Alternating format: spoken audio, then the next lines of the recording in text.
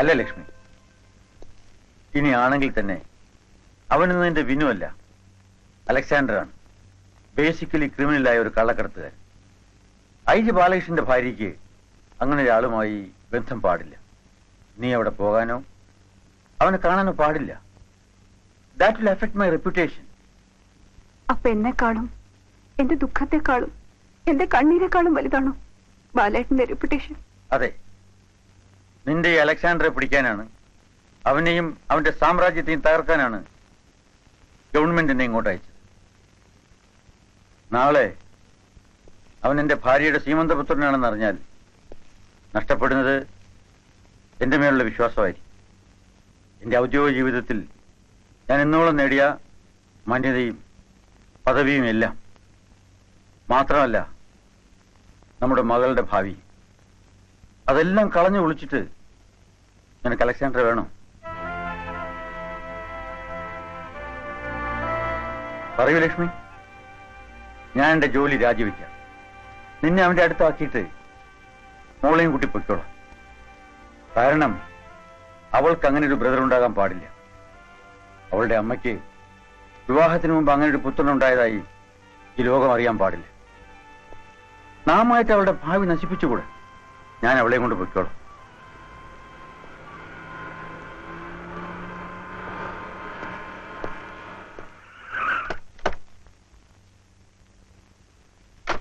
Thanks Anil. After all only one thanks. Hello. അച്ഛൻ നല്ല പണിയാ കാണിച്ചത്. കാറും വെയിറ്റ് ചെയ്ത് എത്ര നേരം വഴിയിൽ നിൽക്കുക? ഓരോരോ പ്രശ്നങ്ങൾക്കിടയിൽ മറന്നുപോയി മോളെ. ഓ, വലിയ പ്രശ്നങ്ങള്. മനസ്സിലായില്ല? മിസ്റ്റർ അനിൽ എന്റെ ക്ലാസ്മേറ്റാ. ഇങ്ങേരുടെ സന്മനസ്സുകൊണ്ട് ഞാൻ ഇപ്പോഴെങ്കിലും ഇങ്ങെത്തി. Thank you Anil. ഹലോ, അകത്തേക്ക് വരൂ. ലേറ്റായി, പിന്നീട് എടുക്കുക തരാം. Excuse me.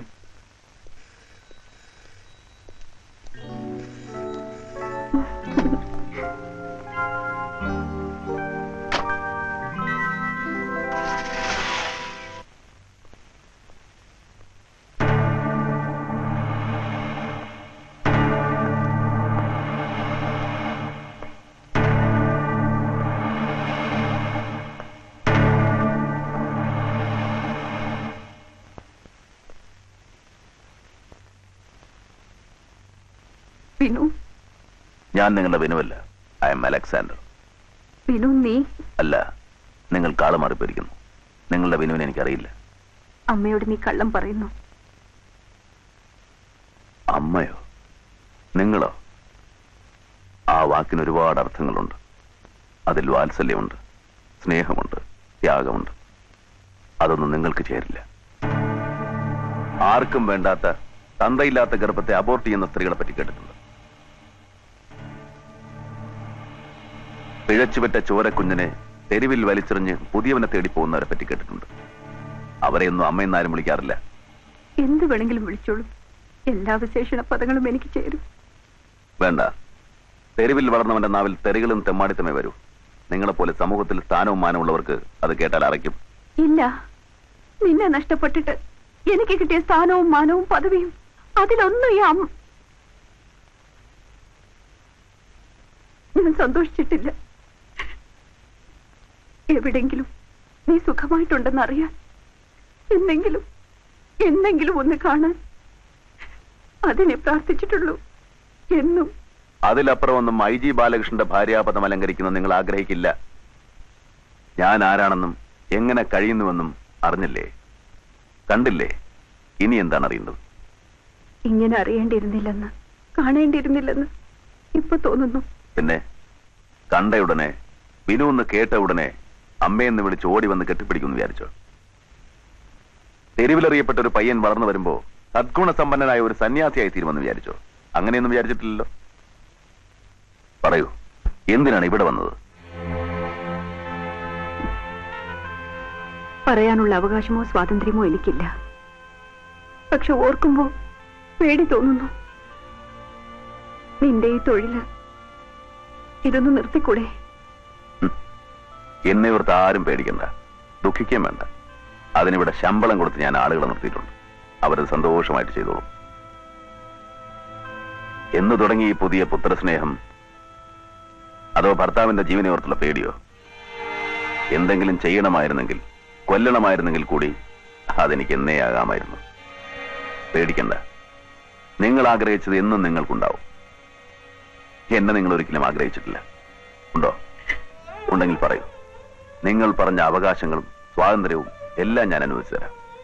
ഈ തൊഴിലെന്നല്ല, എല്ലാം ഞാൻ ഉപേക്ഷിക്കാം. പക്ഷെ ഒരു കണ്ടീഷൻ, നിങ്ങൾ എന്നെ മകനായിട്ട് അംഗീകരിക്കണം. സാധിക്കുമോ? 4 പേരുടെ മുന്നിൽ വെച്ച് നാട്ടുകാർ കേൾക്കെ എന്നെ മോനെ എന്ന് വിളിക്കണം.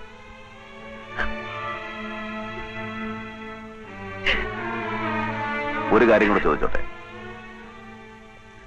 നിങ്ങൾക്കെങ്കിലും അറിയാമോ എന്റെ അച്ഛനാരാണെന്ന്?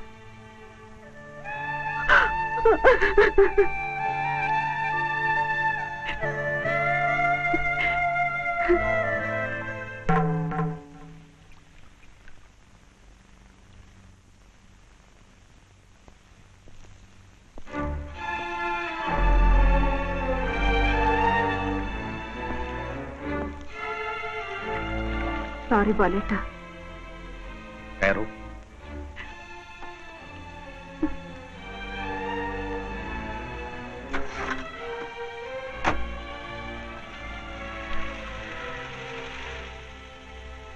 ആരാത്? അവര് പറഞ്ഞ സത്യമാണോ? അവര് നിന്റെ അമ്മയാണോ? അല്ല.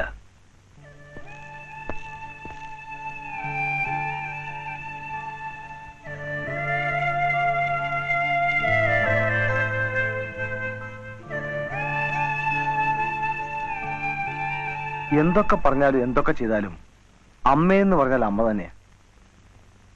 എന്തൊക്കെ ചെയ്താലും ഒരുത്തി അമ്മയാവില്ല, വേറെ പലതുമാവും. നീ അവരെ ന്യായീകരിക്കരുത്. നീ അറിയാത്ത ഒരുപാട് നാറുന്ന ചരിത്രം നീ കാണുന്നതിന് മുമ്പ് ഈ അലക്സാണ്ടർക്കുണ്ടായിരുന്നു. ആർക്കും വേണ്ടാതെ തറവാട്ടുകാരൻ അവരെ ആട്ടും തൊപ്പും കൊണ്ട്, തള്ളയുണ്ടായിരുന്നിട്ടും അവരെ അമ്മയെന്ന് വിളിക്കാൻ സ്വാതന്ത്ര്യമില്ലാതെ, തന്തയില്ലാതെ വളർന്നവരുത്തന്റെ വേദനയും അവൻ അനുഭവിച്ച അപമാനവും നിനക്ക് മനസ്സിലാവില്ല. I M A bastard. എന്റെ തന്ത ആരാണെന്ന് ഇന്നും എനിക്കറിയില്ല. അറിഞ്ഞിരുന്നെങ്കിൽ ജനിപ്പിച്ച കുറ്റത്തിന് കിട്ടുന്നിടത്ത് വെച്ച് ഞാൻ ആൾ വെട്ടിക്കൊന്നേനെ.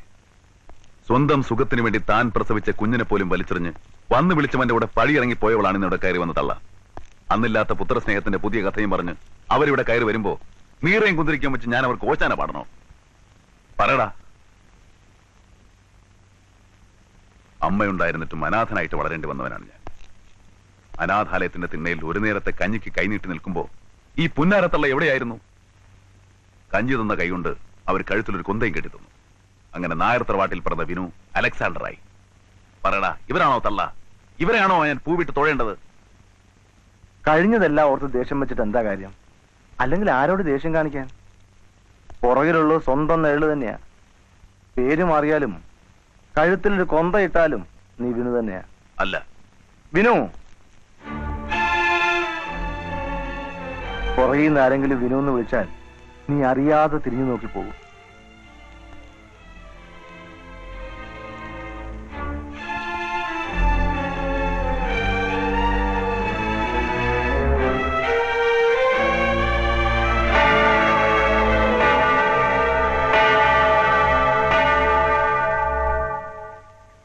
കാതറിനറിയോ, ഇന്നലകൾ എന്നെ സംബന്ധിച്ചിടത്തോളം ഒരു ശാപമായിരുന്നു.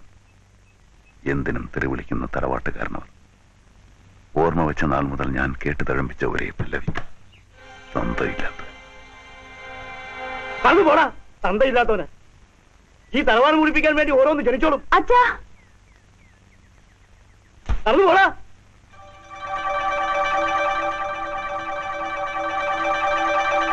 ആ അശ്ലീലത്തിന് ഓമനിച്ച് വളർത്തിക്കോടി. ഇന്ന് വരുന്നവർ കൂടി അറിയട്ടെ നിന്റെ പൂർവ്വകാല ചരിത്രം.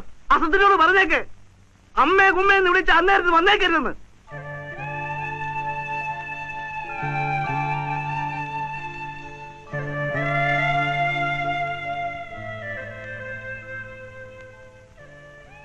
ചേച്ചിയമ്മ ഒരു കാര്യം പറഞ്ഞാൽ മോൻ അനുസരിക്കുമോ?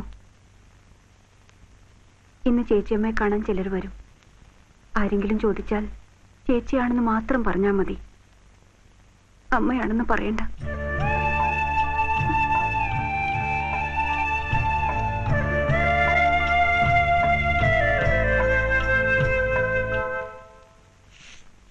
അങ്ങേര് വന്നിരിക്കുന്നു. വേഗാട്ടെ. പോടാ പുറത്ത്. ഈ പ്രദേശത്ത് കണ്ടുപോകരുത്. പോടാ.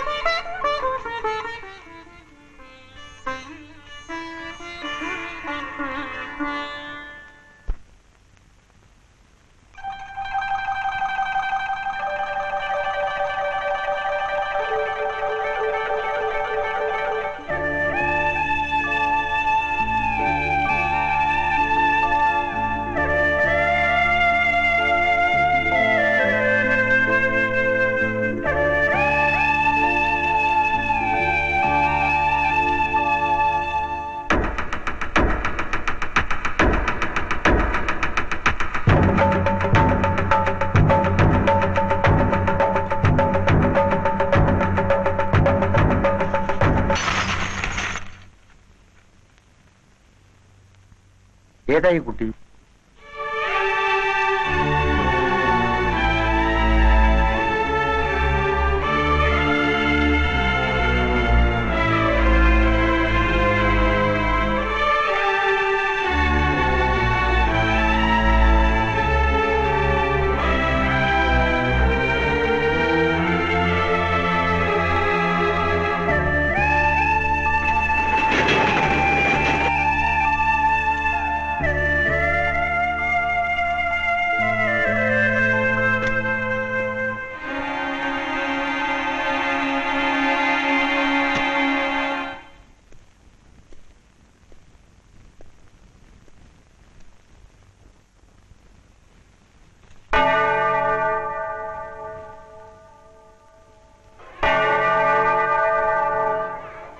നമസ്കാരം അച്ചു. നമസ്കാരം. ചായ കണ്ടിട്ട് കുറെ കാലമായല്ലോ. ജോലി തിരക്കായിരുന്നു, അതാ. ഏതായി കുട്ടി? റോഡിൽ കിടന്നിരുന്നു. കണ്ടപ്പം വിട്ടുപോരാൻ തോന്നില്ല. ഈ പിള്ളേരുടെ കൂട്ടത്തിൽ അച്ഛൻ ഇവനെയും കൂടെ വളർത്തണം. അത് ചായക്കറിയാലോ. ഇപ്പൊ തന്നെ ഇവിടെ പിള്ളേർ കൂടുതല. നിവൃത്തി ഉണ്ടായിട്ടല്ല, പിന്നെ നിങ്ങളെപ്പോലുള്ളവരുടെ സഹായ സഹകരണങ്ങൾ ഉള്ളതുകൊണ്ട് അങ്ങനെ നടത്തിക്കൊണ്ടു പോകുന്നെന്ന് മാത്രം. ഇവന് വേണ്ടി വരുന്ന ചെലവിന്റെ കാര്യത്തിൽ അച്ഛൻ പേടിക്കണം. അത് ഞാൻ നോക്കണം. സ്പോൺസറായിട്ട് KF ഷാൻ കമ്പനി എന്ന് വെച്ചാൽ മതി. ആയിക്കോട്ടെ. എന്താ മോന്റെ പേര്? ചോദിച്ചിട്ടൊന്നും പറയുന്നില്ല. മുഖം കണ്ടിട്ട് നല്ല കുടുംബത്തിലേതാണെന്ന് തോന്നുന്നു.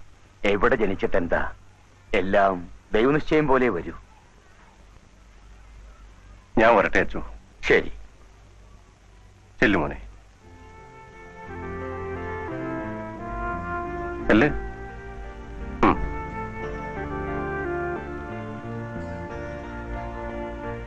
വരൂ.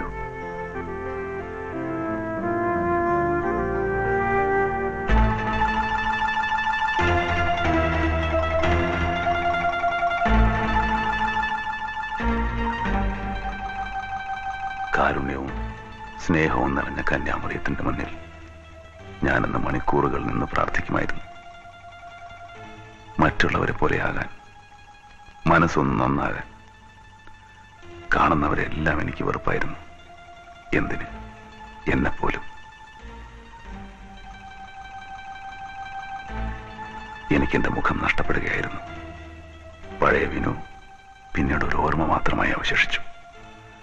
തെരുവുകളിൽ നിന്ന് തെരുവുകളിലേക്കുള്ള യാത്ര, നിലനിൽപ്പിന് വേണ്ടിയുള്ള ഏറ്റുമുട്ടലുകൾ.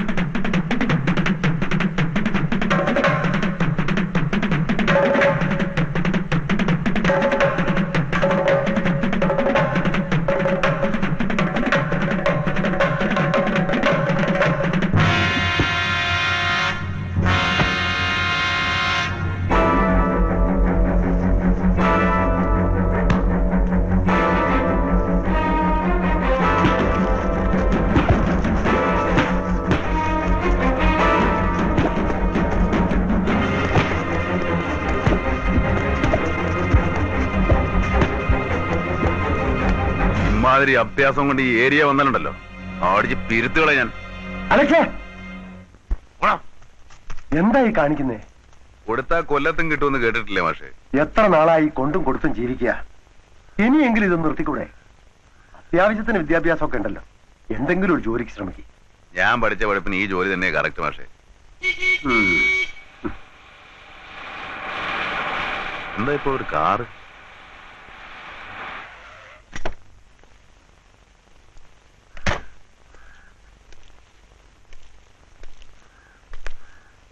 അലക്സ് അല്ലേ? ഉം.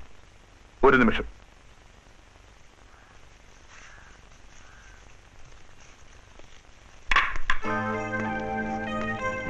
വരൂ.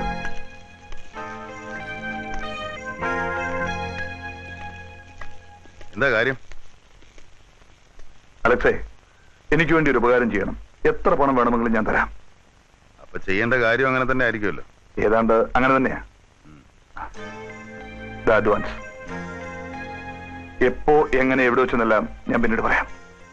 വരട്ടെ.